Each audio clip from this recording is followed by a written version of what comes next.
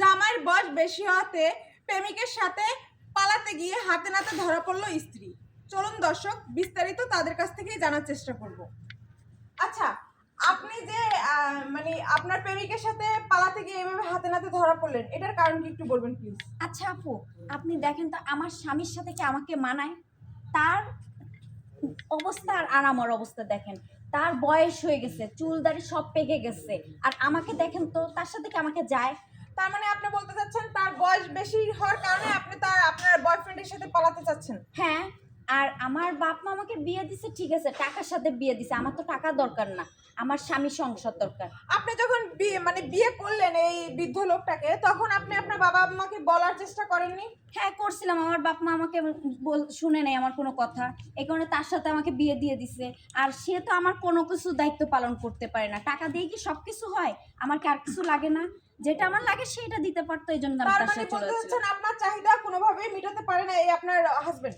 না।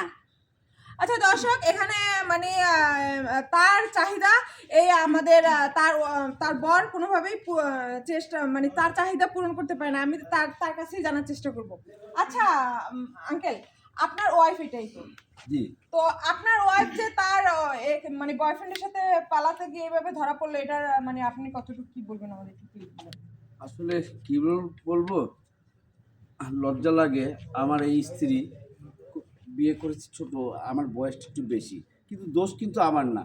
ওর মা বাপ আমার কাছ থেকে 5 লক্ষ টাকা নিয়েছে, আমার কাছে বিয়ে দিয়েছে। আমি একটু সুখ শান্তির জন্য তাকে বিয়ে করে আনছি। আর ওনার এত ঝাল, কাঁচামরিচ, ছোটো কাঁচামরিচের ঝাল বেশি। তো ইনার অবস্থা এই আমার স্ত্রীর। আমি এই জাল তো সইতে পারি না, এত জাল সইতে পারবো? আমার বয়স 60 হয়েছে, সেই কারণে সে আমাকে এই বলে আমি তাকে দিতে পারি। আমি কিন্তু সব দিয়েছি, টাকা পয়সা। পালাতে গিয়ে এভাবে ধরা পড়লো, এখন আপনারা কি করবেন? এই আপনার ওয়াইফকে নিয়ে কি আপনারা সংসার করবেন, না তাকে কি এখন কি সিদ্ধান্ত নিবেন আর কি, সেটা একটু প্লিজ বলবেন। দেখুন, এই বয়সে আমাকে কে বিয়ে দিবে? আমি যাই করেছে আমি মেনে নেব। তারপরও আপনারা সাংবাদিকদের বলে দেন ওকে, যাতে এরপর আর কোনো ছেলের সাথে আর প্রেম না করে আমার সাথে সংসার করে। আমি এটাই চাচ্ছি। এখানে এত কিছু হওয়ার পরও এই যে বৃদ্ধ তার হাজবেন্ড কিন্তু এই বউকে রাখতে এখনো রাজি আছে। তো আমরা একটু কথা বলবো যার সাথে পালিয়ে যেতে চেয়েছিল তার সাথে। আচ্ছা ভাইয়া, আপনি যে তার হাজবেন্ড জানা সত্ত্বেও আপনি যে তাকে নিয়ে এইভাবে পালাতে চেয়েছিলেন, এটা মানে একটু বলবেন প্লিজ। দেখেন, আসলে সব কিছুর দোষ হয়েছে কি, আমি গরিব মানুষ, বুঝছেন? আমি রিক্সা চালাই খাই, কিন্তু ছোটবেলায় থেকে তো কর্ম করে খাই। আর আমার রিক্সায় ওরে নিয়ে আমি কত স্কুলে দিয়ে আইছি, সেই থেকে মনে করেন আমি তো মনে করেন ছবিতেও দেখছি যে প্রেম ভালোবাসা কখনো টাকা পয়সা আটকায় না, কিন্তু আমি রিক্সাওয়ালা, আমার প্রেম ভালোবাসা খালি আটকাই গেল মনে করেন। তো আপনি যখন ওর বিয়ে হয়েছে তখন তো আপনি ওকে নিয়ে পালাতে পারতেন, বা তখন এইটা তখন করতে পারতেন, তো তখন করলেন না কেন? তখন পরিস্থিতিটা ওইরকম ছিল না। ওর যখন মনে করেন বিয়ের কথা ঠিক হয়েছে, ওই দিনই তো এই বুইরা খাটাস ওই দিনই বিয়ে করে নিয়ে আইছে। এই চুপ করো, দেখুন ওর অবস্থা দেখুন। উনি আমার বউকে সামাল দেবেন, উনি নিজেই তো সামাল দিতে পারেন না। দেখুন কি অবস্থা তার। কথাই আছে না, পেট মোটা হইলেই দারোগা হয় না, বুঝো নাই? এই আমি মনে করো জায়গা মতো ঠিকই জাল আছে, না হইলে কি রাইতে তোমার এই যে বাড়ি ঘর থুয়ে আমার লগে রিস্কালা আমার লগে যাইবার চাইতেছে। চুপ করো, নিজের শরীরটা দেখো। হ্যাঁ, শরীরটা দেখো, কিছু রাখলি না না।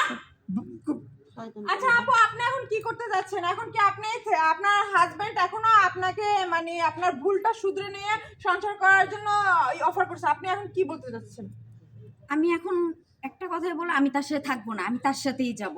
কারণ সে আমার যেটা দরকার সেটা তো সে দিতে পারে না। আর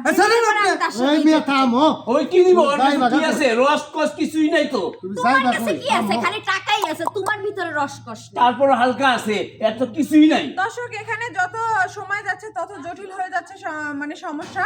তো এখানে শুধুমাত্র একটাই বুঝতে পারলাম যে তার স্বামীকে সে ছেড়ে যাবে তার চাহিদার কারণে। আসলে স্বামী স্ত্রীর সম্পর্ক এমনই একটা মধুর সম্পর্ক, সেখানে চাহিদা কোনো স্বার্থ কোনো কিছুই আসে যায় না। কিন্তু আপুটা হয়তো বা ভুল করতে যাচ্ছে, এরকমের কারো করা উচিত না। তো আমাদের এই ভিডিওটা শুধুমাত্র আপনাদের একটা শিক্ষামূলক ভিডিও, আপনাদের একটা শিক্ষা দেওয়ার জন্য একটা ভিডিও বানানোর চেষ্টা করছি। আশা করি আমাদের এই ভিডিওটা আপনাদের ভালো লাগবে। যদি ভালো লাগে তো অবশ্যই আমাদের ভিডিওটা শেয়ার করবেন। তো আমি আজকের মতো বিদায় নিব, আবার পরবর্তী কোনো এক ভিডিও নিয়ে হাজির হব। আমি স্বাগতা সুমি। এতক্ষণ ভালো থাকবেন, সুস্থ থাকবেন, আল্লাহ হাফেজ।